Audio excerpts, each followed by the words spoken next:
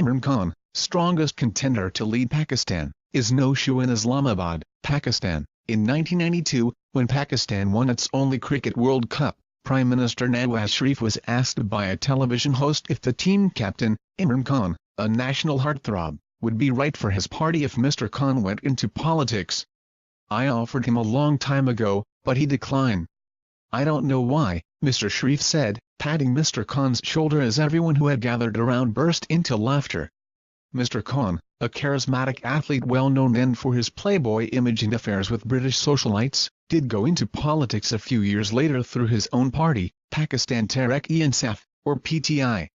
On Friday, the country's Supreme Court ruled that corruption accusations against Mr. Sharif, 67, a veteran politician who thrice served as Prime Minister and has defined Pakistan's politics for decades, were sufficient to remove him from office. For Mr. Khan, 64, the moment was sweet.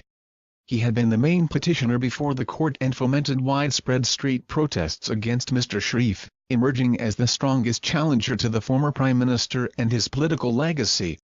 Continue reading the main story-related coverage. Nawaz Sharif, Pakistan's Prime Minister, is toppled by corruption case. July 28, 2017. The Interpreter. Pakistan, ousting leader, dashes hopes for fuller democracy. July 28, 2017. Pakistani opposition hopes for leader's removal over corruption case. July 15, 2017. But Mr. Khan's path to victory in the next general election, set for mid-2018, is far from assured, according to analysts, including Mohd Yusuf, Associate Vice President of the Asia Center at the United States Institute of Peace, whose research and work centers on Pakistan.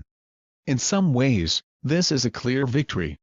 There is no question about that, Mr. Yusuf, who is currently visiting Pakistan, said in an interview. Sans Panama Papers scandal, PMLN, the ruling party, was sitting pretty for the next elections.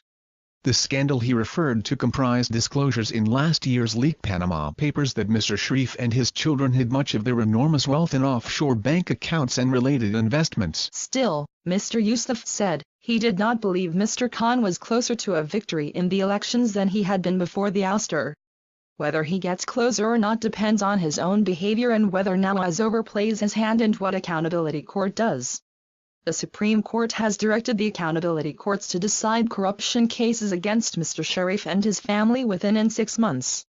But there is skepticism that the courts will reach a decisive verdict against the Sharif family and speculation that even if Mr. Sharif cannot run again, his Pakistan Muslim League Nawaz party will continue to dominate parliament. On Sunday evening, Mr. Khan will address a large political rally in Islamabad, hoping to kickstart a new round of rollicking opposition to the governing party. When Mr. Khan started the P.T.I. party in 1996, he was considered a political nobody. When Mr. Khan started the P.T.I. party in 1996, he was considered a political nobody and squirmed on the sidelines for decades. His party had just one seat in parliament after the 2002 elections and boycotted the 2008 elections. Not until 2011 did Mr. Khan find himself center stage as he captured the public's imagination and began drawing hundreds of thousands of Pakistanis to his political rallies. Most people in the audiences were educated, urban youth, disgruntled with the system and energized by Mr. Khan's populist, anti-corruption and anti-American message. The party also picked up vast support among the Pakistani expatriate community, and Mr. Khan's supporters are dominant on social media.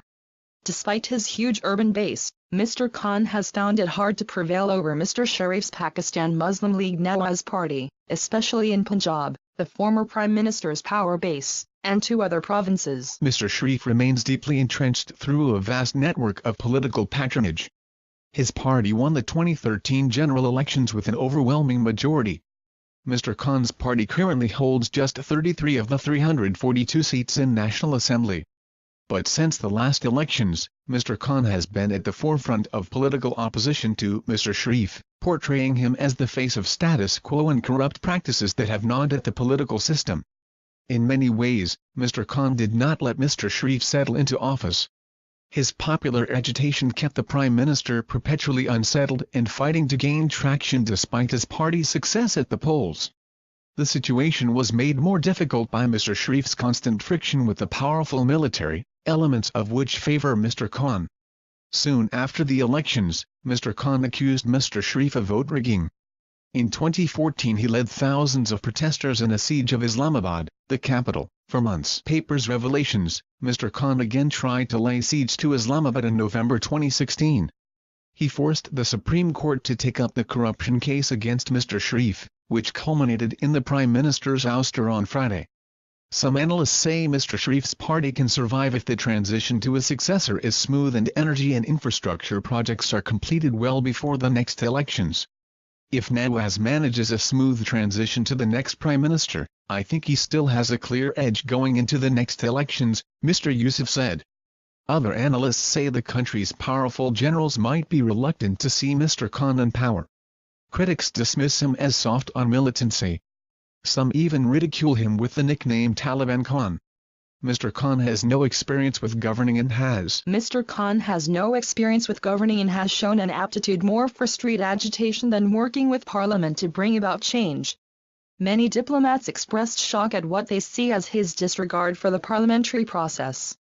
But enamored supporters say Mr. Khan is not corrupt like traditional politicians and point to his philanthropic work as a proof that he will do more good for the country.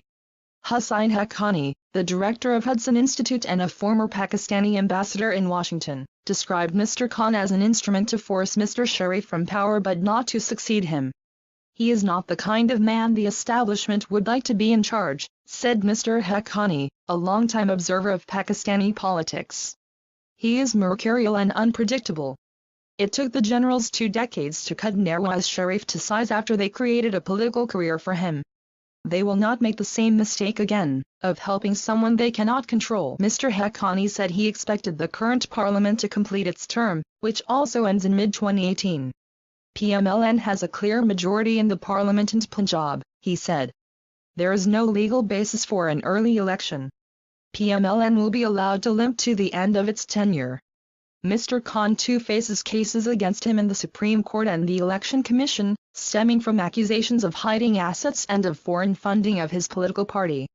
There has been speculation that the courts could bar him from Parliament over these accusations, speculation that Mr. Khan laughs off. "How can I be disqualified?" he said in an interview. "I was never a public office holder. The whole world knew I was playing cricket. I have given my whole money trail to the Supreme Court. It is just blackmail." Mr. Yusuf, of United States Institute of Peace, said he worried that this could be Imran's Trump moment. "What I mean is that you are a leader of a party or campaign and you have basically defied all odds to secure a major political victory," he said, "and now you could be in a situation where you feel you do not have to take counsel from the people who are going to advise patience, advise taking the long course, rather than declaring victory and overplaying your hand."